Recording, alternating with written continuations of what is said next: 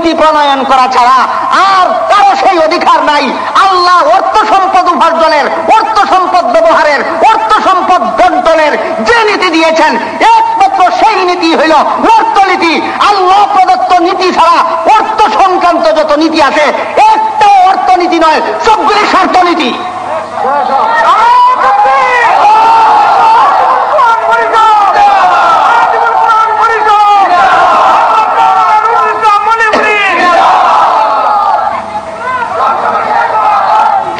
বর্তমান দুনিয়াতে অর্থনীতির নামে দুই ধরনের নীতি চালু আছে। বর্তমান দুনিয়াতে অর্থনীতির নামে কয় ধরনের নীতি চালু আছে? দুই ধরনের নীতি চালু আছে। একটার নাম ক্যাপিটালিজম আর একটার নাম সোশিয়ালিজম।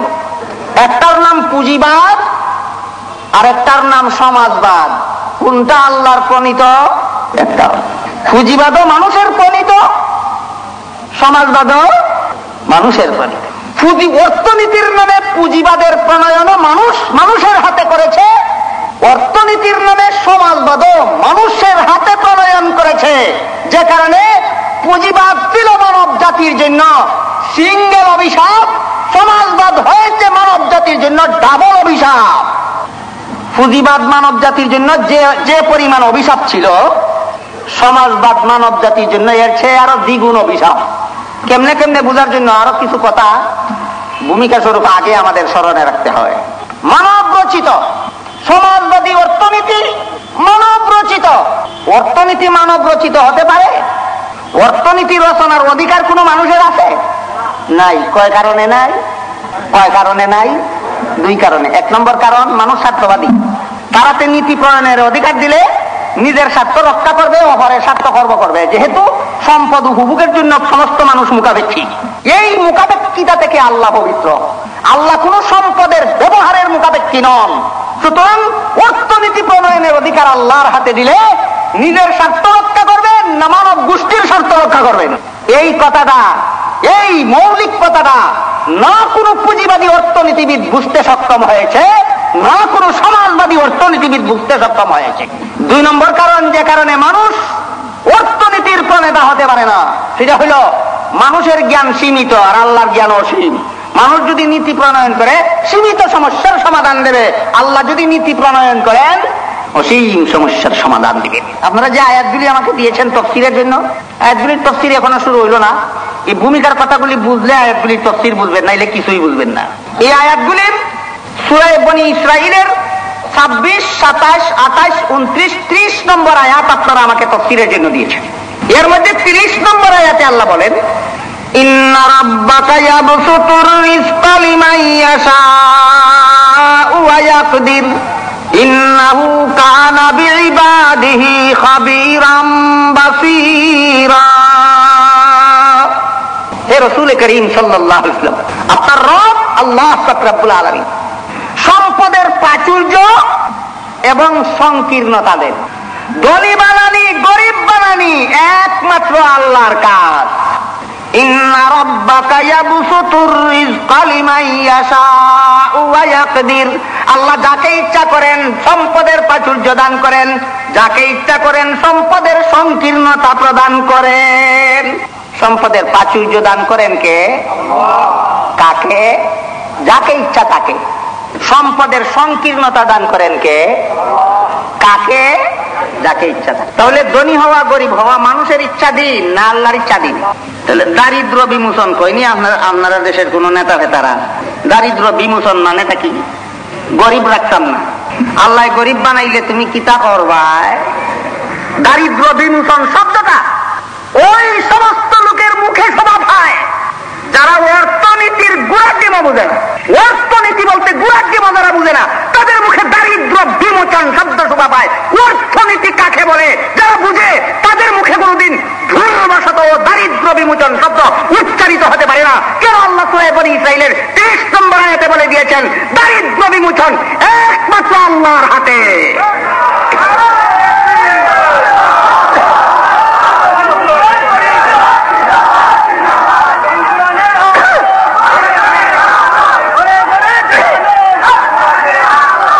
দারিদ্র বিমোচন কার হাতে? দারিদ্রতা প্রদান কার হাতে? আল্লাহ যাকে ধনী বানাইবেন তাকে কেউ গরিব বানাইতে পারবে না। আল্লাহ যাকে গরিব বানাইবেন তার দারিদ্র বিমোচন কেউ করতে পারবে না। এটা কত, কোন সূরার কত নম্বর আয়াতের কথা? সূরা বনী ইসরাইলের 30 নম্বর আয়াতের। 26 নম্বর আয়াত রয়েছে, 27 নম্বর আয়াত রয়েছে, 28 নম্বর আয়াত রয়েছে, 29 নম্বর আয়াত রয়েছে, তারপরে 30 নম্বর। এই জন্য বলছিলাম আয়াতগুলির তাফসীর এখনো শুরু হইল না। তাফসীর বুঝার জন্য ভূমিকাটা, দীর্ঘ ভূমিকাটা আগে বুঝতে হবে এবং স্মরণে রাখতে হবে, তখনই আয়াতগুলির তাফসীর বোঝা আমাদের পক্ষে সম্ভব হবে। বর্তমান দুনিয়াতে অর্থনীতির নামে কয়টা মতবাদ চালু আছে? একটার নাম ক্যাপিটালিজম, পুঁজিবাদ, আর একটার নাম সোশিয়ালিজম, সমাজবাদ। পুঁজিবাদী অর্থনীতির মূল কথা হল সম্পদের মালিকানা ব্যক্তি, সম্পদের মালিকানা ব্যক্তির। সমাজবাদী অর্থনীতির মূল কথা হইল সম্পদের মালিকানা রাষ্ট্রের। ইসলামী অর্থনীতির মূল কথা হইল সম্পদের মূল মালিকানা আল্লাহর, বন্দার আছে শুধুমাত্র ভোগ দখলের অধিকার। এই তিনটা কথার তুলনামূলক বিশ্লেষণ বুঝতে হবে আয়াতগুলির তাফসীর বোঝার জন্য। পুঁজিবাদী অর্থনীতির মূল কথা, যে যে সম্পদ উপার্জন করে সে নিজেই সেই সম্পদের নিরঙ্কুশ মালিকানার অধিকারী। সে তার উপার্জিত সম্পদ যেভাবে ইচ্ছা সেভাবে ব্যবহার করবে, অন্য কেউ তাতে কোনো রকমের অঙ্গুলি নির্দেশ করতে পারবে না, অন্য কেউ তাতে কোনো রকমের বাধা বিপত্তি সৃষ্টি করতে পারবে। এর বিস্ফল কি দাঁড়াইলো? এর বিস্ফল দেখা গেল যারা উপার্জন করতে পারে তারাই ভোগ করতে পারে, যারা উপার্জন করতে পারে না তারা শোষিত, নির্যাতিত, নিষ্পেষিত হইয়া যায়। আকাশ পাতাল শ্রেণী বিভেদ অর্থনীতির ক্ষেত্রে মানুষের সমাজে সৃষ্টি হইল পুঁজিবাদী অর্থনীতির মূল কথার বিস্ফল। কেন এই বিস্ফল দেখা দিল? এই কেনর কারণটা আপনাদের জানা না থাকলে ঘন্টার পর ঘন্টা অর্থনীতি সম্পর্কে আলোচনা শোনা ব্যর্থ হবে। পুঁজিবাদী অর্থনীতির এই বিস্ফল কেন দেখা দিল? কারণ অর্থনীতি প্রয়োগের অধিকার কোন মানুষের নাই, সেটা ছিল একমাত্র আল্লাহর অধিকার। আল্লাহর অধিকারে মানুষ করতে গিয়েছে হেডমাস্টারি। আল্লাহর অধিকারে মানুষে যায় হেডমাস্টারি করত, যার অনিবার্য বিস্ফল হইল যারা উপার্জনের সুযোগ পায় তারাই অবাধ ভোগ বিলাসের সুযোগ পায়, যারা উপার্জনের সুযোগ পায় না তারা প্রয়োজনীয় উপভোগ থেকেও বঞ্চিত হইয়া যায়। কেন? মালিকেরা, উপার্জনকারীরা মনে করে আমার উপার্জিত সম্পদে রয়েছে আমার নিরঙ্কুশ অধিকার, আমার নিরঙ্কুশ ভোগ দখলের অধিকার। আমি যেমনি ইচ্ছা তেমনি ভোগ দখল করবো, আমি ইচ্ছা না হইলে কারো মধ্যে আমার উপার্জিত সম্পদ বন্টন করবো না। এতে করে উপার্জিত সম্পদগুলি কতিপয় ব্যক্তি বিশেষের হাতে কুক্ষিগত হইয়া যায়। আল্লাহ পাক রব্বুল আলামিন কোরআনের অন্য আয়াতে পরিষ্কার ভাষায় ঘোষণা দিয়েছেন, লিকাইলা ইয়াকুনা দুলাতাম বাইনাল আগনিয়াই মিনকুম। আল্লাহ প্রদত্ত অর্থনীতির উদ্দেশ্য হইল সমাজের সম্পদ যেন সমাজের কতিপয় ব্যক্তির হাতে কুক্ষিগত হইয়া না যায়। কার্ল মার্কস তার ওয়ান রিলিজিয়ন পুস্তকের প্রথম পৃষ্ঠায় লিখেছে, যেই ব্যক্তি আল্লাহর অস্তিত্বে বিশ্বাসী হবে সেই ব্যক্তি মার্ক্সবাদের সদস্য হতে পারবে না। অর্থনীতি প্রণয়নের অধিকার যার আছে তারা বিশ্বাস করলে এই স্বার্থনীতির সদস্য হতে পারবে না। তার জুমলার তর্জমা হইল, তার জুমলা হইল, তার বাক্যটা হইল, যেই ব্যক্তি কার্ল মার্কস ওয়ান রিলিজিয়ন পুস্তকের প্রথম পৃষ্ঠায় লিখেছে যেই ব্যক্তি আল্লাহর অস্তিত্বে বিশ্বাসী হবে সেই ব্যক্তি মার্ক্সবাদের সদস্য হতে পারবে না। এটা হলো তার বাক্য। তর্জমা হইল, যেই ব্যক্তি অর্থনীতিতে বিশ্বাসী হবে, অর্থনীতি কারাতে, যেই ব্যক্তি অর্থনীতিতে বিশ্বাসী হবে সেই ব্যক্তি স্বার্থনীতির সদস্য হতে পারবে না। এই অর্থে বাক্যটা যথার্থ। এই অর্থে বাক্যটা, অর্থনীতিতে বিশ্বাসী হইলে আবার স্বার্থনীতির সদস্য কেন হইব? আর স্বার্থনীতির সদস্য হইলে, স্বার্থনীতির উদ্ভাবক হইলে, স্বার্থনীতির নেতা হইলে, স্বার্থনীতির কর্মী হইলে আবার অর্থনীতি কেমনে বলবো?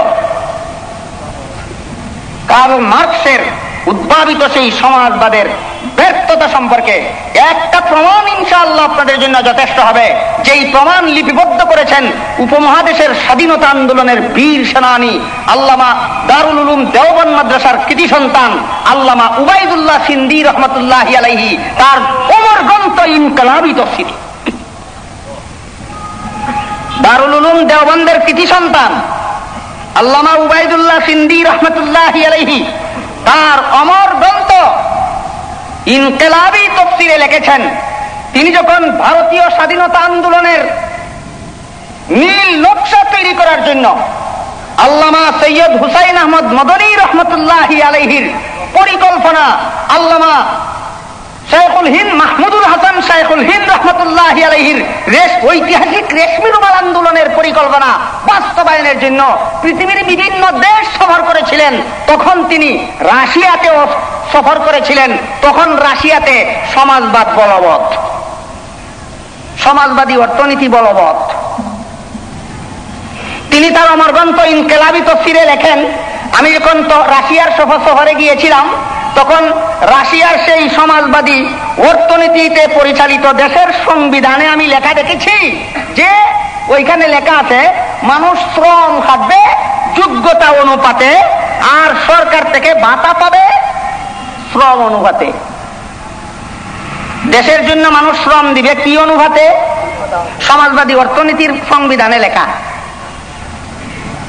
সমাজবাদী অর্থনীতির সংবিধানে লেখা মানুষ দেশের জন্য শ্রম দিবে কি অনুপাতে? যোগ্যতা অনুপাতে। আর সরকারের পক্ষ থেকে, দেশের পক্ষ থেকে জনগণকে ভাতা দিবে কি অনুপাতে? শ্রম অনুপাতে।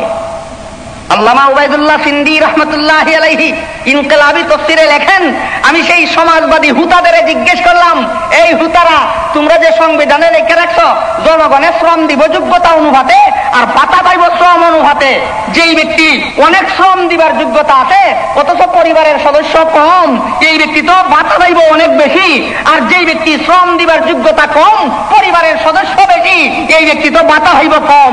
অর্থনৈতিক সাম্য, তোমরা যে সাম্যবাদের স্লোগান দাও, সাম্য প্রতিষ্ঠিত হইল না কোথায়? কথা বুঝেন না? সমাজবাদী অর্থনীতিতে নীতি হইল সংবিধানে লেখা আছে দেশের জন্য জনগণ খাটবে শ্রম দিবে কি অনুপাতে? যোগ্যতা অনুপাতে। ভাতা পাবে কি অনুপাতে? শ্রম অনুপাতে। যার বেশি শ্রম দিবার যোগ্যতা আছে সে বেশি ভাতা পাবে, তার যদি পরিবারের সদস্য কম হয় কম সদস্যের পরিবার কর্তা হইও বেশি ভাতা পাইল। আরেকজন গরিব মানুষ শ্রম দিবারও তেমন যোগ্যতা নাই, পরিবারের সদস্য বেশি, সে শ্রম দিল কম বলে ভাতা কম পাইল অথচ পরিবারের সদস্য বেশি, এদের ভরণ পোষণের ব্যবস্থা হইল না। হে দোকাবাজ মুনাফিকের দল, তোমাদের অর্থনীতিতে সাম্য আসলো কোথায়? তখন নেতারা আল্লামা উবাইদুল্লাহ সিন্দি রহমতুল্লাহ আলাইহিকে প্রশ্ন করেছিল, ঠিক আছে আমরা প্রশ্নের জবাব করে দিব, বলেন এই ব্যাপারে ইসলামী অর্থনীতি কি বলে? যেই প্রশ্নের জবাব দিতে তারা ব্যর্থ হইল সেই প্রশ্ন পাল্টাইয়া আল্লামা উবাইদুল্লাহ সিন্দি রহমতুল্লাহ আলাইহি করে। আল্লামা উবাইদুল্লাহ সিন্দি রহমতুল্লাহ আলাইহি বলে, ইসলামের অর্থনীতিতে শ্রম দিবে যোগ্যতা অনুপাতে ঠিক, কিন্তু ভাতা পাবে প্রয়োজন অনুপাতে। ভাতা পাবে, থাকবো নি আর অর্থনৈতিক বৈষম্য? বলুন তো অর্থনীতি কার্ল মার্কস বেশি বুঝেছে না উবাইদুল্লাহ সিন্দি বেশি বুঝেছেন? হায় হায় মুসলমান, এই সমাজের লাখে লাখে মুসলমান, কোটি কোটি মুসলমান, যে সমস্ত লোকেরা অর্থনৈতিক সমস্যার সুষ্ঠু সমাধান দিয়েছেন তাদের লেখা পড়ে না, যারা ব্যর্থ হয়েছে তাদের লেখা পড়ে। সমাজবাদী অর্থনীতি সার্থক না ব্যর্থ? ব্যর্থ। সমাজবাদী অর্থনীতির মূল কথা হইল উপার্জিত সম্পদের মালিকানা। পুঁজিবাদী অর্থনীতিতে ছিল মালিকানা নিরঙ্কুশ, মালিকানা কার? ব্যক্তির। আর সমাজবাদী অর্থনীতিতে উপার্জিত সম্পদের নিরঙ্কুশ মালিকানা রাষ্ট্রের, সরকারের। উপার্জন করবে জনগণ আর মালিকানা থাকবে সরকারের নামে। ফল কিটা দাঁড়াইব? আগে ধনী লোকেরা গরিবদেরকে শোষণ করত, আর এখন স্বয়ং সরকারে গরিবদেরকে শোষণ করবে। কথা বুঝে আসছে? এছাড়া এর অনিবার্য কোনো ফল নাই। পুঁজিবাদী অর্থনীতির বিফল, ধনী লোকেরা গরিব লোকদেরকে শোষণ করত, আর সমাজবাদী অর্থনীতির বিফল স্বয়ং রাষ্ট্র সরকার, স্বয়ং রাষ্ট্রীয় শক্তি নিরীহ জনগণকে শোষণ করবে। বলুন তো আগের শোষকরা শক্তিশালী শোষক ছিল, আর এখনকার শোষক শক্তিশালী শোষক হইল? তাহলে সেইটা যদি পুঁজিবাদী অর্থনীতি যদি একটা অভিশাপ হয়ে থাকে, সমাজবাদী অর্থনীতি ডাবল অভিশাপ। কি বলেন আপনারা? সমাজবাদী অর্থনীতি অভিশাপ কেন? ধনী লোকেরা গরিবদেরকে শোষণ করে। সমাজবাদী অর্থনীতি ডাবল অভিশাপ কেন? শুধু ধনী লোকেরা না, স্বয়ং সরকারি শক্তি যাদের হাতে তারা গরিবদেরকে শোষণ করে। এই হলো সমাজবাদী অর্থনীতির অভিশাপের কারণ। পক্ষান্তরে আসলে যেটা অর্থনীতি। আর এই কথাগুলি বুঝে থাকলে বলুন তো, পুঁজিবাদ মূলত অর্থনীতি না স্বার্থনীতি? এখানে কার স্বার্থ রক্ষা হয়? ধনী ব্যক্তিদের। সমাজবাদী অর্থনীতি আসলে অর্থনীতি না স্বার্থনীতি? এখানে কার স্বার্থ রক্ষা হয়? স্বয়ং সরকারের। কার স্বার্থ রক্ষা হয়? স্বয়ং সরকারের। এবার আসুন তো, আসলে যেটা অর্থনীতি, যেটাকে আপনারা ইসলামী অর্থনীতি হেডিংয়ে স্মরণ করেছেন, ইসলামী অর্থনীতি শিরোনামে যেটাকে আপনারা উল্লেখ করেছেন, আসলে সেইটাই অর্থনীতি। একমাত্র ইসলামী অর্থনীতি ছাড়া জগতে আর কোন অর্থনীতি নাই, যা কিছু আছে সবগুলি। এই কথাটা বুঝে আসলো কিনা দেখে। ইসলামী অর্থনীতি ছাড়া জগতে আর কোন অর্থনীতি নাই। অর্থনীতির নামে আর যা কিছু জগতে চালু আছে সবগুলি স্বার্থনীতি। অর্থনীতি একমাত্র ইসলামে আছে। ইসলামী অর্থনীতির মূল কথা হইল সম্পদের মূল মালিকানা আল্লাহ। মূল মালিকানা কার? ব্যক্তিকে আল্লাহ দিয়েছেন ভোগ দখলের অধিকার। যেই ব্যক্তি সম্পদ উপার্জন করবে, সে যদি বিশ্বাস করে, সে যদি ঈমান রাখে, আমার উপার্জিত সম্পদের মূল মালিক আল্লাহ, সেই ব্যক্তি আমদানি করার বেলায়ও আল্লাহর বিধান রক্ষা করবে, রপ্তানির বেলায়ও আল্লাহর বিধান রক্ষা করবে। সেই ব্যক্তি হাসরের মাঠে 5 প্রশ্নের 3 নম্বর আর 4 নম্বর প্রশ্নের জবাব দিতে সক্ষম হবে। উপার্জনটাও আমার আল্লাহর বিধান মতে হতে হবে। এটার মূল মালিক আল্লাহ। আমি উপার্জন করব মালিকের বিধান মতে না আমার বিধান মতে? আমি রপ্তানি করার সময় আল্লাহর বিধান রক্ষা করতে হবে। এই সম্পদের মূল মালিক আল্লাহ। রপ্তানি করার সময় মূল মালিকের বিধান রক্ষা করে রপ্তানি করতে হবে। একমাত্র তাদের পক্ষে হাসরের বিচারে নাজাত পাওয়া সম্ভব হবে। আর যারা সম্পদের মূল মালিকানা ব্যক্তিকে দেয় অথবা রাষ্ট্রকে দেয়, তারা হাসরের মাঠে অন্তত অন্য প্রশ্নের কথা না বললেও 3 নম্বর আর 4 নম্বর প্রশ্নের জবাবে লাজবাব হইয়া চিরকালের জন্য জাহান্নামে যাবে। ইসলাম শুধুমাত্র সম্পদের আমদানি আর রপ্তানি শিখাইবার জন্য আসে নাই। ইসলাম মূলত যে জিনিস শিখাইবার জন্য এসেছে, তার সাথে অর্থনীতির ঘনিষ্ঠ সম্পর্ক আছে কিনা নাই? সেটা হইল ঈমান রাখতে হবে জগতের সমস্ত সম্পদের সৃষ্টিকর্তা যেমন আল্লাহ, তেমনি ভাবে জগতের সমস্ত সম্পদের মৌলিক মালিকানার সার্বভৌমত্বের অধিকারীও একমাত্র আল্লাহ। আল্লাহরে যদি সম্পদের মালিক বললে ঈমান রাখে, বিশ্বাস করে, নিজে উপার্জন করলে ইচ্ছা মতো করবো না আল্লাহর বিধান মতে করবো? আল্লাহর বিধান মতে যারা সম্পদ উপার্জন করাকে ইমানি দায়িত্ব মনে করে, তারাও যদি লাগিয়া যায় এর টিকিট কিনবো না, যদি লাগিয়া যায় এর বলা সিলেট না দিল না, যদি লাগিয়া যায় সে কি পাওয়া যায়? 40 লাখ পাওয়া যায়। যদি লাগিয়া যায় সে কি পাওয়া যায়? 40 লাখ পাওয়া যায়। এটার নাম বলে লটারি। এক বেটা একদিন হয় লটারির কথা তো পুরানো আছে, পুরানো তো লটারির কথা আছে। আল্লাহ পাক রব্বুল আলামিন সূরা আলে ইমরানের এক আয়াতে বলেন, ওয়ামা কুনতা লাদাইহিম ইয ইউলকুনা কুলামাহুম আইয়ুহুম ইয়াকফুলু মারইয়াম ওয়ামা কুনতা লাদাইহিম ইয ইয়াখতাসিমুন। স্মরণ করো সেই দিনের কথা। হে রাসূল করিম সাল্লাল্লাহু আলাইহি ওয়াসাল্লাম, আপনি সেই ঘটনা ক্ষেত্রে উপস্থিত ছিলেন না যেই ঘটনার মধ্যে হযরত ঈসা আলাইহিস সালামের মা মরিয়ম যখন জন্মগ্রহণ করেছিলেন, তখন তার অভিভাবকত্ব নির্ণয় করার জন্য তাদের মধ্যে লটারি চলতেছিল। ঈসা আলাইহিস সালামের মা মরিয়ম জন্মগ্রহণ করার পরে কে তার অভিভাবক হবেন, কুরআনের সূরা আলে ইমরানের আয়াতে পরিষ্কার উল্লেখ আছে, লটারির মাধ্যমে নির্ধারণ হয়েছিল। ঈসা আলাইহিস মা মরিয়ম জন্মগ্রহণ করার পরে অভিভাবক কিসের মাধ্যমে নির্ধারণ হয়েছিল? লটারির মাধ্যমে। তাইলে আমরা লটারির টিকিট কিনলে আপনারা আরাম করেন কেন? এই প্রশ্নের জবাবে আল্লামা মুফতি শফি রহমতুল্লাহি আলাইহি তাফসীরে মাআরিফুল কুরআনে লিখেছেন, লটারি 2 প্রকার। লটারি কয় প্রকার? এক প্রকার লটারি হালাল, আর এক প্রকারের লটারি হারাম।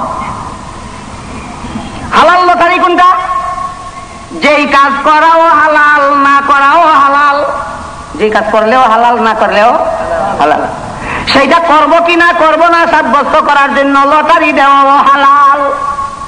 যেই কাজ করাও হালাল, না করাও হালাল, সেটা করবো কিনা করবো না সাব্যস্ত করার জন্য লটারি দেওয়াও হালাল। উদাহরণ ধরেন না, চা পান করাও হালাল, না করাও হালাল। পান করবো কিনা করবো না সাব্যস্ত করার জন্য লটারি দেওয়াও হালাল। পান খাওয়াও হালাল, না খাওয়াও হালাল। খাইব কিনা খাইব না সাব্যস্ত করার জন্য লটারি দেওয়াও হালাল। কিন্তু যেই কাজ করা হারাম অথবা না করা হারাম, সেই কাজ করব কিনা করব না সাব্যস্ত করার জন্য লটারি দেওয়াও হারাম। যেই কাজ করা হারাম অথবা না করা হারাম, সেইটা করব কিনা করব না সাব্যস্ত করার জন্য লটারি দেওয়াও হারাম। একটা বাচ্চা জন্ম হইলে অভিভাবক হওয়া হালাল না হালাল নাই? আমি অভিভাবক না হইয়া আমার আরেক ভাই অভিভাবক হওয়া হারাম না হালাল? হালাল। তাহলে এটা সাব্যস্ত করার জন্য লটারি দেওয়াও হালাল। 1 টাকা নগদ জমা দিয়া 40 লক্ষ টাকা নগদ নেওয়া হালাল না হারাম? নগদ যত টাকা জমা দিল, 10 টাকা নগদ জমা দিয়া 40 লক্ষ টাকা নগদ নিলে 10 টাকা মূলধন 39,99,990 টাকা সুদ। 39,99,990 টাকা সুদ হালাল। 10 টাকা জমা দিয়া 40 লাখ নিলে মূলধন কত? 10, আর সুদ কত? 39,99,990 টাকা সুদ।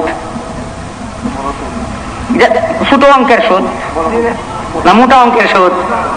আল্লাহ রাসূল বলেন ছোট অঙ্কের সুদের কারবার যারা করবে, মোটা অঙ্কের হেত লইয়া হাসরের মাঠে দাঁড়ায়। বড় বিরাট আকারের গুদাম ঘর যত বড়, তত বড় পেট নিয়ে হাসরের মাঠে দাঁড়াইবে। আল্লাহ রাসূল বলেন কেন? কারণ তার পেটের ভিতর অগণিত অজগর সাপ ঢুকাইয়া তারপরে তাকে হাসরের মাঠে দাঁড় করানো হবে। পবিত্র কালামের সূরাতুল বাকারার 275 নম্বর আয়াতে আল্লাহ পাক রব্বুল আলামিন বলেছেন, আহাল্লাল্লাহুল বাইআ ওয়া হাররামার রিবা। ব্যবসাকে আল্লাহ হালাল করেছেন, সুদকে আল্লাহ হারাম করেছেন। সুতরাং ব্যবসা অর্থনীতির আওতায় আসে, সুদ স্বার্থনীতির আওতায় যায়। ব্যবসা কিসের আওতায় আসে? অর্থনীতির। আর সুদ কিসের আওতায়? স্বার্থনীতি। দুঃখিত, ব্যবসা কেমনে অর্থনীতি আর সুদ কেমনে স্বার্থনীতি, এটা বিশ্লেষণ করে বুঝাইবার মতো সময় সুযোগটা আমার নাই। আপনারা যদি কথা দেন কয়েক মিনিট অতিরিক্ত ধৈর্য ধরবেন, তাহলে মূল আলোচনায় ফিরে যাইবার আগে এই প্রশ্নটার জবাব আগে পেশ করি।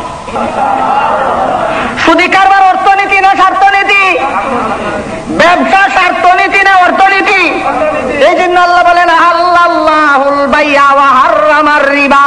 ব্যবসা স্বার্থনীতি নয়, ব্যবসা অর্থনীতি, এইটাকে আল্লাহ হালাল করেছেন। সুদের কারবার অর্থনীতি নয়, সেটা স্বার্থনীতি, সেইটাকে আল্লাহ হারাম করেছে। কেমনে কেমনে একটু বুঝি। বুঝার আগে ব্যবসার ডেফিনেশন আর সুদের ডেফিনেশন স্মরণ রাখতে হবে। ব্যবসা বলে নগদ মূল্যে জিনিস কিনা, জিনিস বেচা, জিনিসের বিনিময়ে নগদ মূল্য আমদানি রপ্তানি করা।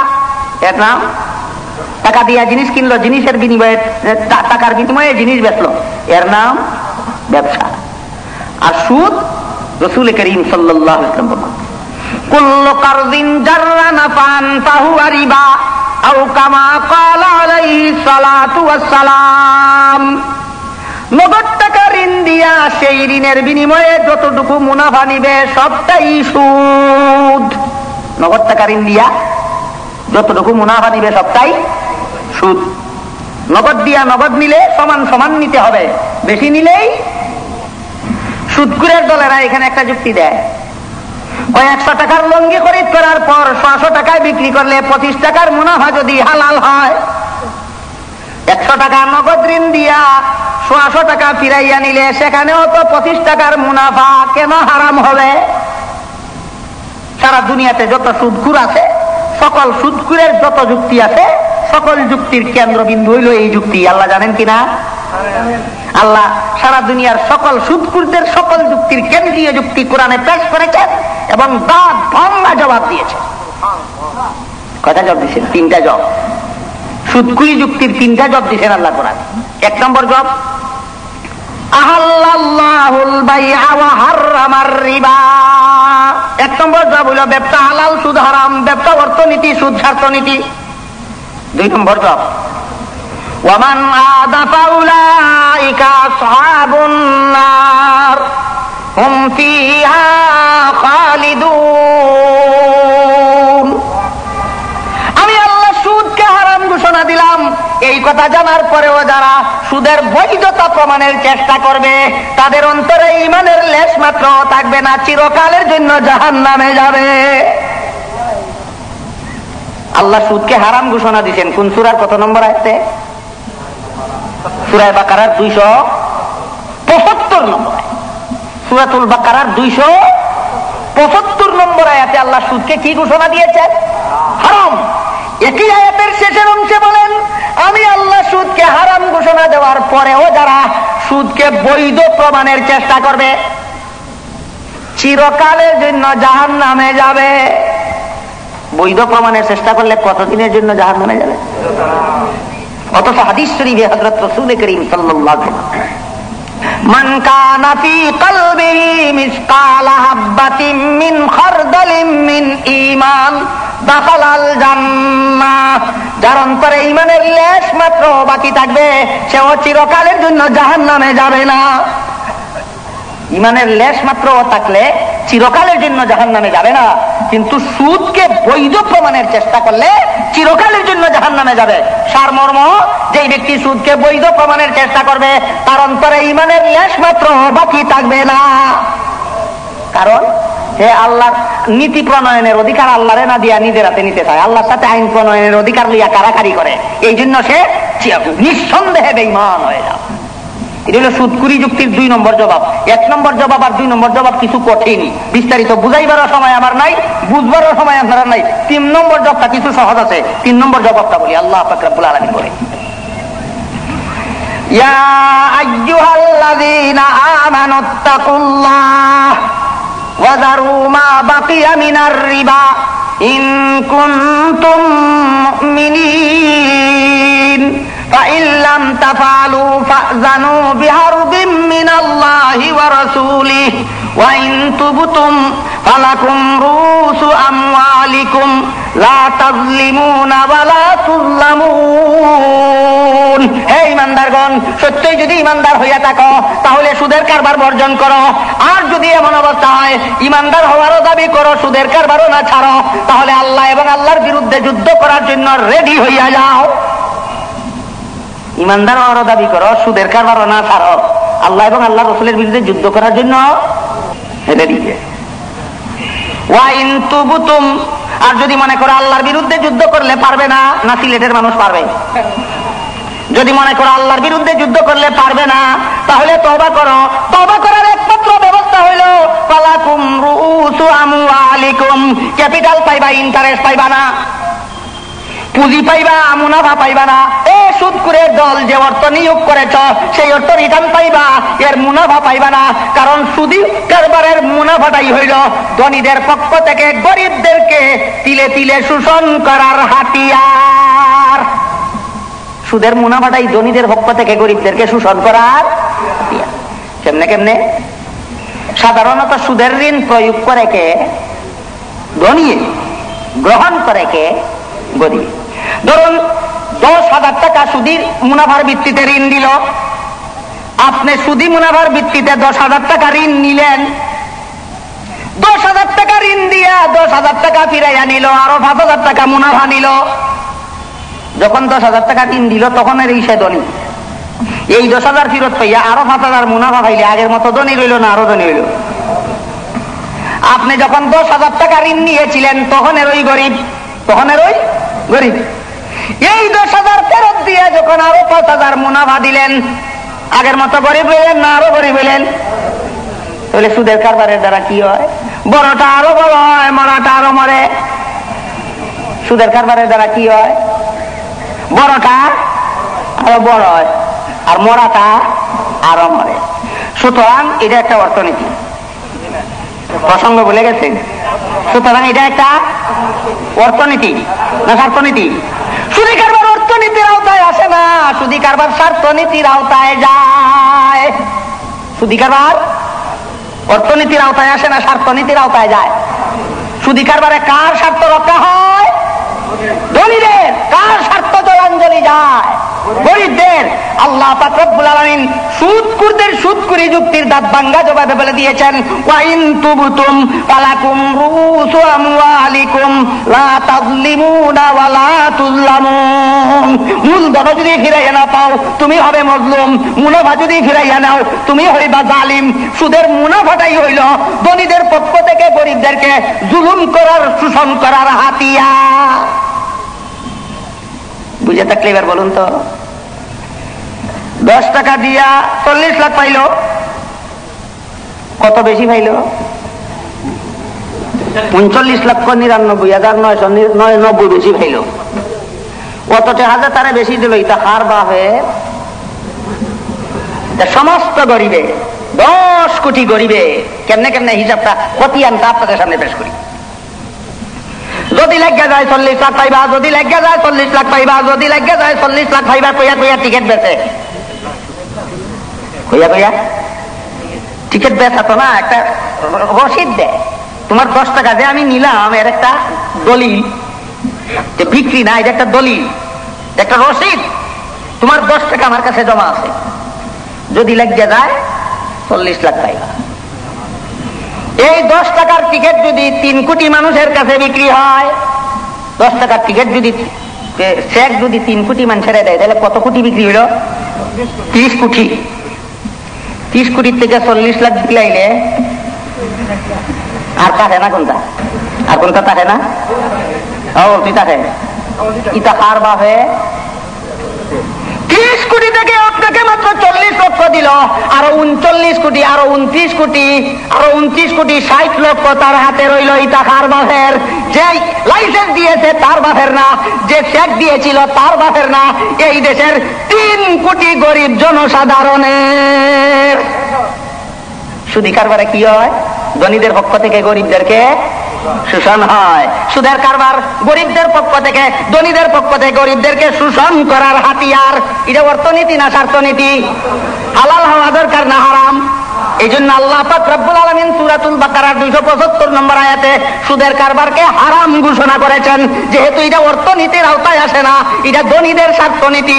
গরিবদের স্বার্থ সেখানে জবাই হইয়া যায়। কিন্তু ব্যবসা অর্থনীতি। ব্যবসার দ্বারা গরিবের যেমন অভাব দূর হওয়ার ব্যবস্থা হয়, অভাব দূর হওয়ার, অভাব দূর হয় না দূর হওয়ার ব্যবস্থা হয়। এক কথা, অসুস্থ হইলে চিকিৎসা করলে রোগ সারার গ্যারান্টি না রোগ সারার ব্যবস্থা? বেশ কম আছে নি? এই কারণে যত বড় ডাক্তার ওষুধ দিয়া বলে আমি রোগ সারাইতে পারবো না, মালিক আল্লাহ আমি ব্যবস্থা দিলাম। ডাক্তারে যে ওষুধের নাম লিখে দেয়, এটার বাংলা না, এই কাগজটার বাংলা না ব্যবস্থাপত্র, ইংরেজিতে কয় প্রেসক্রিপশন। রোগ মুক্তির গ্যারান্টি না ব্যবস্থা? বেশ কম আছে নি? ঠিক তেমনি ভাবে ব্যবসা হইল গরিবদের অভাব দূর হওয়ার গ্যারান্টি না ব্যবস্থা? ব্যবস্থা গ্যারান্টি না, কারণ অভাব দূর করার গ্যারান্টি কার হাতে? ইন্না রাব্বাকা ইয়াবসুতুর রিজকা লিমান ইয়াশাউ ওয়া ইয়াকদির ইন্নাহু কানা বিইবাদিহি খাবীরাম বাসীরা।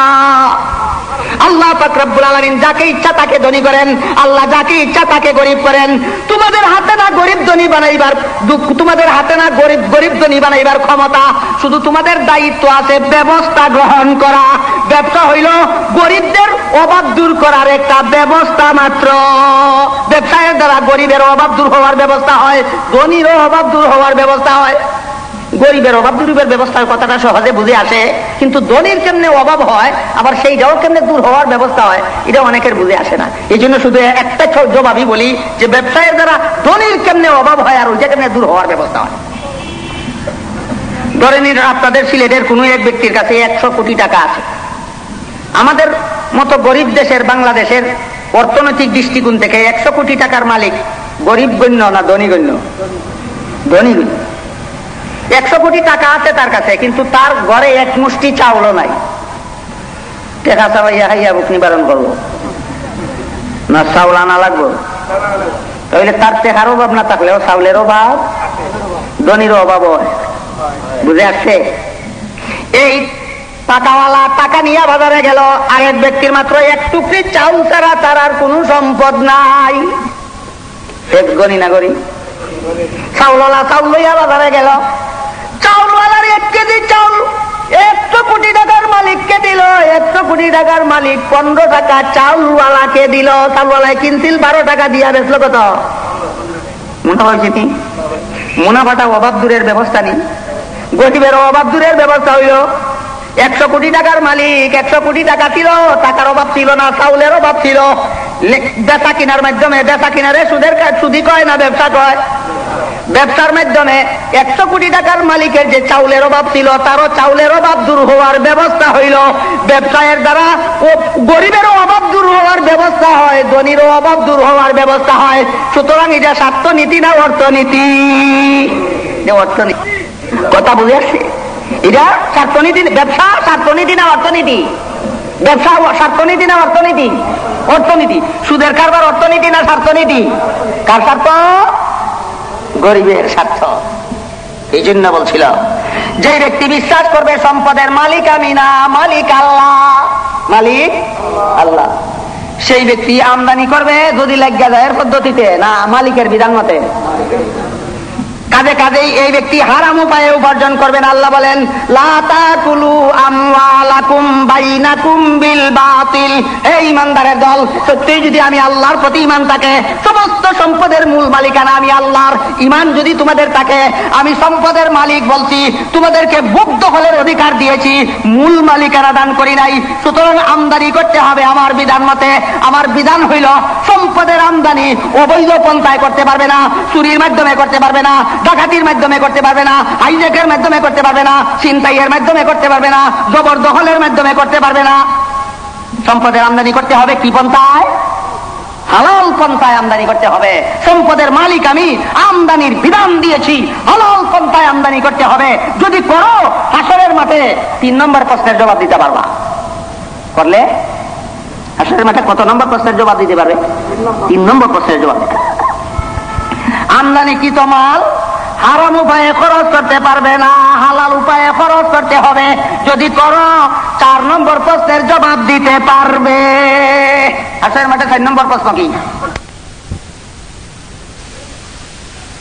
এই আকাশ পাতাল বৈষম্য সমাজে থাকবে না। অর্থনৈতিক সাম্যের একমাত্র গ্যারান্টি হইল ইসলাম।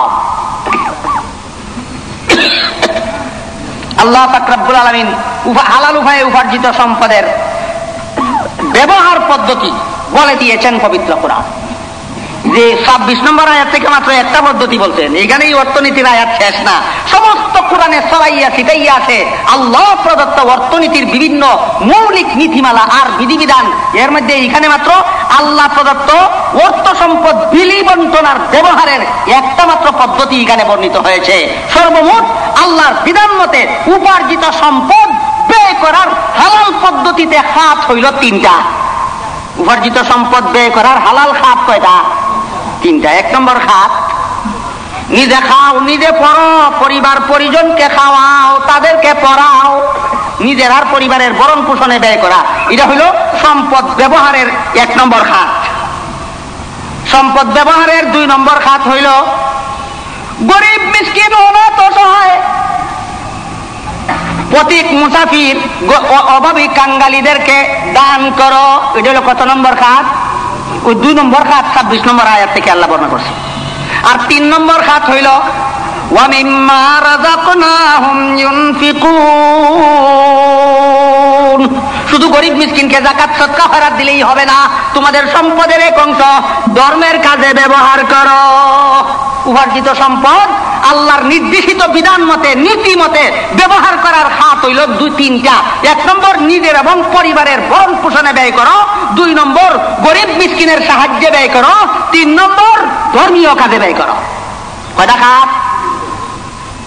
এই 3 খাতের দ্বিতীয় হাতের বিবরণ দিয়ে আল্লাহ 26 নম্বর আয়াতে বলেন, ওয়া আতিযাল কুরবা হাক্কাহু ওয়াল মিসকিনা ওয়া ইবনাস সাবিল ওয়ালা তুবাযজির তাবযীরা। এই ইমানদারগণ, তোমাদের উপার্জিত সম্পদ হালাল উপায়ে উপার্জন করার পর এইগুলি ব্যয় করো কিসের মাধ্যমে? 2 নম্বর খাতে ব্যয়ের 2 নম্বর খাত হইল আতিজাল কুরবা হাক্কাহু, তোমার নিকটাত্মীয়ের হক আদায় করার জন্য ব্যবহার করো। বিস্তারিত তাফসীর 5 আয়াতের করা দূরের কথা, 1 আয়াতেরও সম্ভব না। শুধু যে সাবজেক্টটা আপনারা দিচ্ছেন এর সম্পর্কে একটা মোটামুটি আগাগোড়া একটা মোটামুটি রূপরেখা শুধু এখান থেকে বুঝে যাওয়া সম্ভব, সবগুলি আয়াতের বিস্তারিত তাফসীর পেশ করা সম্ভব নয়। আমি যে দীর্ঘ ভূমিকা পেশ করেছি নিশ্চয়ই আমি আশা করি এর থেকে আপনারা বুঝতে পারছেন যে তেলাওয়াতকৃত আয়াতগুলিতে আল্লাহর বিধান মতে সম্পদ ব্যয়ের কত নম্বর খাত বর্ণনা করেছেন? 2 নম্বরের খাত বর্ণনা করেছেন। আল্লাহর বিধান মতে সম্পদ ব্যবহার করার, সম্পদ খরচ করার, সম্পদ বিলি করার, সম্পদ বন্টন করার 2 নম্বরের খাত হইল গরিবদের সাহায্যার্থে ব্যবহার করা। গরিবরে ধনী বানায় দাও কইছেন না গরিবরে সম্পদের একাংশ দান করো কইছেন? বেশ কম আছে নি? গরিবরে ধনী বানায় দাও কইছেন কোরআনের কোন আয়াতে? কখনো। সুতরাং দারিদ্র বিমোচন বলতে ইসলামে কোনো জিনিস নাই। দরিদ্রকে অর্থ সম্পদ দান করার কথা আছে। আল্লাহ যাকে গরিব বানাইবেন, সারা দুনিয়ার সমস্ত ধনীরা যদি তারা দান করে তবুও সে সেই দান ধরে রাখতে পারবে না। আল্লাহ যাকে ধনী বানাইবেন, কেউ যদি তাকে দান না করে তবুও সে লক্ষপতি কোটিপতি হয়ে যাবে। ইন্না রাব্বাকা ইয়াবসুতুর রিজকা লিমান ইয়াশা ওয়া ইয়াকদির ইন্নাহু কানা বিইবাদিহি খাবীরাম বাসীরা। আল্লাহ পাক রব্বুল আলামিন সূরা বনী ইসরাঈলের 26 নম্বর আয়াতে ধনীদেরকে গরিব বানায় দাও বলেছেন না গরিবদেরকে ধনী বানায় দাও বলেছেন না গরিবদেরকে সম্পদের একাংশ দান করো বলেছেন? দান করা আর ধনী বানায় দেওয়া এক কথা নয়, ভালো রকম স্মরণ রাখতে হবে। ওয়া আতিজাল কুরবা হাক্কাহু ওয়াল মিসকিন, নিকটাত্মীয়ের হক আদায় করো। মুফাসসিরিনে কেরাম লিখেছেন নিকটাত্মীয় কাকে বলে আর হক আদায় কেমনে হয় এইভাবে আলোচনা করলে ধারাবাহিক তাফসীর হবে, কিন্তু দুঃখিত আমি সময় নাই। নিকটাত্মীয় কারে কয়? মুফাসসিরিনে কেরাম লিখেছেন 2 জন লোকের একজনকে পুরুষ আর একজনকে নারী ধার্য করলে যদি ইসলামের বিধান মতে তাদের মধ্যে বিবাহ বন্ধনে আবদ্ধ হওয়া হালাল না হয় তাহলে তাদেরকে নিকটাত্মীয় বলা হয়। যেমন আপন চাচা, আপন ভাতিজা, আপন চাচা, আপন ভাতিজা। ভাতিজাটারে যদি ভাতিজাটা যদি পুরুষ না হইয়া মেয়ে হইতো তাহলে এই মেয়েটারে এই চাচার পক্ষে বিয়া করা হালাল হইতো না, হারাম থাকতো। সুতরাং তারা 2 জন নিকটাত্মীয়। কথা বুঝে আসছে? 2 জন খালাতো ভাই, পরস্পরে 2 ব্যক্তি খালাতো ভাই। একজন যদি ভাই না হইয়া বোন হইতো বোন, তাহলে ওই পুরুষটা এই খালাতো বোনটারে বিয়া করা হারাম হইতো না হালাল হইতো? তাহলে এই 2 জন কেমন আত্মীয়? দূর সম্পর্কীয় আত্মীয়। কোরআনের ভাষায় নিকটাত্মীয় তাদেরকে বলা হয় যাদের একজন নারী আর একজন পুরুষ হইলেও বিয়া হারাম। আর কোরআনের ভাষায় দূর সম্পর্কীয় আত্মীয় তাদেরকে বলা হয় যাদের একজন নারী হইলে আর একজন পুরুষ হইলে বিয়া করা হালাল হয়। এই মর্ম হইল ওয়া আতিজাল কুরবা। জাল কুরবা শব্দের মর্ম হইল এটা, নিকটাত্মীয়কে হক আদায় করো। মুফাসসিরিনে কেরাম লেখেন নিকটাত্মীয়ের হক 2 প্রকার। একটা হইল সুসম্পর্ক বজায় রাখা, আর একটা হইল তোমার নিকটাত্মীয় যদি গরিব হয় তাহলে আর তুমি যদি ধনী হও তোমার ধনের একাংশ তোমার গরিব নিকটাত্মীয়কে দান করা। এটা হইল নিকটাত্মীয়ের 2 নম্বরের হক। বাবা মারা গেছে, ছেলে আছে আর ছেলের আপন দাদা আছে। এই ছেলেটা যদি ছেলে না হইয়া মেয়ে হইতো দাদা ই নাতনিরে বিয়া করা হালাল হইতো না হারাম? তাইলে বাবা মারা যাওয়া ছেলে আর দাদা পরস্পরে দূর সম্পর্কীয় আত্মীয় না নিকটাত্মীয়? আল্লাহ বলেন তোমার নিকটাত্মীয় যদি গরিব হয়, তুমি যদি ধনী হও তাহলে তোমার অতিরিক্ত ধনের একাংশ দিয়া নিকটাত্মীয়কে বরণ পোষণ করা তোমার জন্য ফরজ হইয়া যায়। সুতরাং যেই নাতি দাদা আছে, বাবা মারা গেছে, এই নাতিরে শুধুমাত্র আইয়ুবী আইন মতো সত্য দিলেই হক আদায় হবে না। যতদিন পর্যন্ত নাতি ধনী না হবে ততদিন পর্যন্ত দাদার সম্পদে নাতিকে লালন পালন করা ফরজ হবে। সুতরাং আইয়ুব খানে নাতিকে দাদার সম্পদে ওয়ার মিরাজ দিয়া জিতাইল না ঠগাইল? আর আল্লাহ মিরাজ না দিয়া লালন পালন ফরজ কইরা দিয়া ঠগাইলেন না জিতাইলেন? আইয়ুবী আইনের মধ্যে জিতলো না ঠগলো? আল্লাহর আইনের মধ্যে ঠকলো না জিতলো? আইয়ুব খানে আল্লাহর আইনও ভুল ধরে তুইয়া গেছে। পাকিস্তান আমলে বাংলাদেশ সরকারেও সেই আইয়ুবী আমল মতো দেশ শাসন করে। অর্থনীতি এমন একটা ব্যাপক, এমন একটা কঠিন ব্যাপার, এর একটা শাখা লইয়া আলোচনা রওনা দিলে এই শাখাই সারা রাতে শেষ হবে না, বাকি সবটা বাকি থাকবে। এই জন্য আমি শুধু সামগ্রিকভাবে কিছু মৌলিক কথা আপনাদের সামনে পেশ করার চেষ্টা করি। আল্লাহ রাব্বুল আলামিন وآت ذا القربى حقه والمسكين وابن السبيل, নিকটাত্মীয়ের হক আদায় করো, মিসকিনের হক আদায় করো, পথিকের হক আদায় করো। ওয়ালা তুবাজ্জির তাবযীরা, 4 নম্বর খাতে খরচ করো না। কয় নম্বর খাতে? কতটা খাতে হালাল উপায়ে উপার্জিত সম্পদ কতটা খাতে খরচ করতে বলছেন আল্লাহ? 1 নম্বর নিজের আর পরিবারের ভরণ পোষণ, 2 নম্বর নিকটাত্মীয়ের হক আদায়, গরিব মিসকিনের হক আদায় করুন, 3 নম্বর ধর্মীয় কাজে দান করুন, 3টা খাতে ব্যয় করো। 4 নম্বর খাতে ব্যয় করো না। 4 নম্বর খাতে ব্যয় করা, 4 নম্বর খাতটার নাম হইল অপচয়। 4 নম্বর খাতের নাম অপচয়। আল্লাহ বলেন অপচয় করো না, 4 নম্বর খাতে খরচ করো না, করলে হবে তোমরা শয়তানের ভাই। অপচয় করলে হবে তোমরা শয়তানের ভাই। মুফাসসিরিনে কেরাম লেখেন, একজন আরেকজনের ভাই হয় কোনো না কোনো ক্ষেত্রে দুজন একত্র হইলে, একটা ঘনিষ্ঠ সম্পর্ক হইলে। অপচয়কারীদেরকে যে আল্লাহ শয়তানের ভাই কইলেন, কোন ব্যাপারে তাদের মধ্যে সম্পর্ক হইল? সংক্ষিপ্ত জবাব, শয়তান বিবেকের অপচয় করেছিল, আর একদল ধনীরা সম্পদের অপচয় করে। দুজন অপচয়ের মধ্যে একত্র হইল। আপনি আর আপনার সহোদর ভাই, 2 জন পরস্পরের ভাই কেন? দুজনের বাবা এক। পবিত্র কোরআনে আল্লাহ বলেছেন প্রত্যেক মুসলমান এক মুসলমান আর এক মুসলমানের ভাই। একজন আরেকজনের ভাই কেন? দুজনের ধর্ম এক। শয়তানের অপচয়কারী ভাই কেন? দুজন অপচয়ের মধ্যে এক। শয়তানে বিবেকের অপচয় করেছিল, আর ধনীরা সম্পদের অপচয় করে। অপচয়ের পয়েন্টে শয়তানের ভাই হইয়া যায়। অপচয়কারীরা কার ভাই? এখন বুঝতে হবে অপচয়ের ডেফিনেশন। 4 নম্বর খাতের সংজ্ঞা, 4 নম্বর খাত অপচয়ের ডেফিনেশন কি, সংজ্ঞা কি, বিস্তারিত আলোচনার অবকাশ নাই, অতি সংক্ষেপে বলছি। মুফাসসিরিনে কেরাম লেখেন, বিনা প্রয়োজনীয় খাতে খরচ করার নাম অপচয়। যেই খরচের কোনো দরকার নাই এমন কাজে খরচ করার নাম অপচয়। এটা আবার 2 প্রকার, একটা সার্বক্ষণিক হারাম আর একটা ব্যক্তি বিশেষের হারাম। অপচয় কয় বিনা প্রয়োজনে খরচ করার নাম অপচয়, বিনা প্রয়োজনে খরচ করার নাম অপচয়। এটা আবার কয় প্রকার? 2 প্রকার। একটা হলো সার্বক্ষণিক হারাম আর একটা ব্যক্তি বিশেষের হারাম। একটা হলো সার্বজনীন হারাম আর একটা ব্যক্তি বিশেষের হারাম। যেমন মদ খাওয়ার দরকার আছে না ক্ষতি আছে? খাইলে সার্বজনীন হারাম, সার্বক্ষণিক হারাম। আরেক ব্যক্তি সারাদিন রিক্সা চালাইয়া 50 টাকা রুজি করেছে, 60 লবণ মরিচ কিনা নিলে কোন রকম বাচ্চা কাচ্চারা পেট বুঝা খাইয়া ঘুমাইতে পারবে। কিন্তু 60 লবণ মরিচ না কিনিয়া অভিজাত হোটেলে বসে বসে বিরিয়ানি, কুরমা, পোলাও 50 টাকার খাইয়া বাড়িতে চলে গেছে, আর তার বাচ্চা বিবি বাচ্চারা উপবাস ঘুমাইছে। আসলে ও কি বিরিয়ানি খাওয়া হারাম ছিল? কিন্তু যেই ব্যক্তি নিজে বিরিয়ানি খাইতে গিয়া বাচ্চারে উপবাস রাখে, তার জন্য বিরিয়ানি খাওয়া হারাম। এটা কি সার্বজনীন হারাম না ব্যক্তি বিশেষের হারাম? এটা কি সার্বক্ষণিক হারাম না সময় স্থানকাল পাত্র ভেদে হারাম? এই 2 রকমের অপচয় আছে। আল্লাহ পাক রব্বুল আলামিন ফরমান, এই 2 রকমের অপচয়ের কোন রকম অপচয় করো না। যারা অপচয় করবে তারা শয়তানের ভাই হবে। আপনার দেশে অপচয় হয়নি? বিয়ার মধ্যে আলোকসজ্জা করতে গিয়া 50 লাখ টাকা খরচ, আরেকজন গরিবে 5,000 টাকা পাইলে তার মেয়েটা বিয়া দিতে পারে না। গরিবের সাহায্যে দান করা কত নম্বর খাত? 2 নম্বর খাতে দেয় না। আর অপচয় করে 50 লাখ টাকা। এক আর ভাই 30 তার ভাই। আর রঙিন টিভি কিনে যারা 10, 20, 50,000 টাকা দিয়া, এরা 30 তার ভাই।